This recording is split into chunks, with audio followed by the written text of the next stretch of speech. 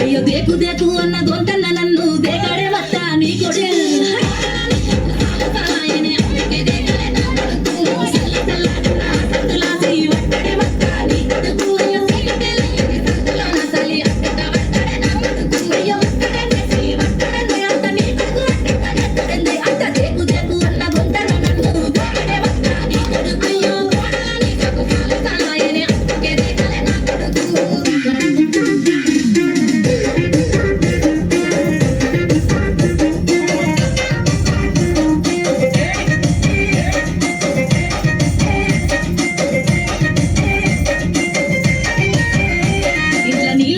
పెంచిన పూలను పట్టించుకోడత్తా నీ కొడుకు